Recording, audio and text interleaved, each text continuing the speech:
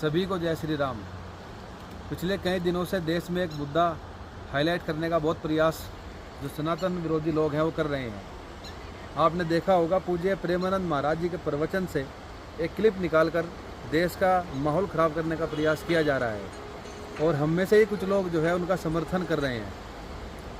आप पहले क्लिप देखिए, पूज्य महाराज जी ने प्रवचन में क्या कहा था। बच्चियां कैसी पोशाकें पहने, कैसे आचरण कर रहे हैं, एक लड़के से ब्रेकअप, दूसरे से व्यवहार, फिर दूसरे से ब्रेकअप, फिर तीसरे से व्यवहार, और व्यवहार व्यभिचार में परिवर्तित हो रहा है। कैसे शुद्ध होगा? मान लो हमें 4 होटल के भोजन खाने की जबान में आदत पड़ गई है तो घर की रसोई का भोजन अच्छा नहीं लगेगा।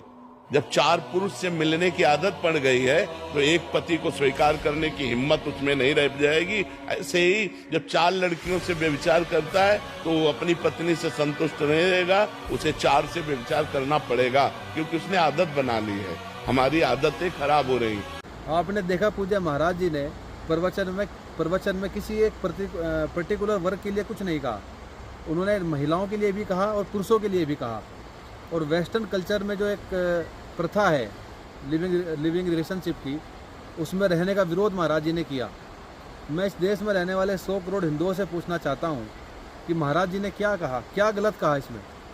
जिस चीज़ की हमारे सनातन में, हमारी संस्कृति में कोई जगह नहीं है, हमारे शास्त्र जिस चीज़ की इजाज़त नहीं देते, अगर हमारे संतों ने उस चीज़ का विरोध किया है तो ये लोग जो हैं उस चीज़ को लेकर माहौल ख़राब करने का प्रयास कर रहे हैं और उन संतों के विषय में बोल रहे हैं जिन्होंने इस देश को और इस समाज को, खासकर हिंदू समाज को दिशा देने का काम किया है।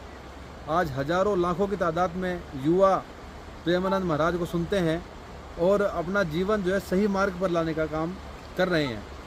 पर इन्हें चाहे पूज्य प्रेमानंद महाराज हों, चाहे धीरेन्द्र शास्त्री जी हों, हमारे संत हों, जब भी कोई ऐसी बात आती है ये लोग विरोध करने में, देश का माहौल ख़राब करने में कोई कमी नहीं छोड़ते।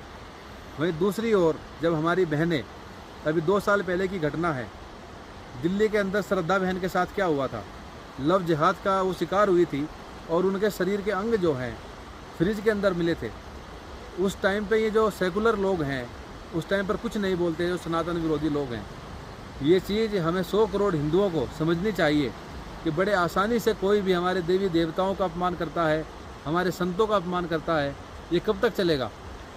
तो मैं ये कहना चाहूँगा आप लोग एकजुट होकर इसका विरोध करिए। और अभी हाल ही में घटना धमकी देने का काम भी पूज्य महाराज जी को किसी ने किया है।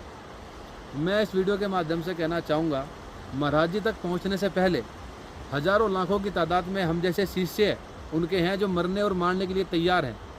मैं प्रशासन से भी कहना चाहूँगा कि ऐसे जो तत्व हैं जो धमकी देने का काम कर रहे हैं, उससे पहले कि जो इस देश में हिंदू वर्ग है वो पागल हो जाए और इनकी बुद्धि ठीक करने का काम करे, कानून अपने हाथ में ले, उससे पहले आप इन लोगों पर कार्रवाई करिए और कठोरतम कार्रवाई इनके खिलाफ होनी चाहिए।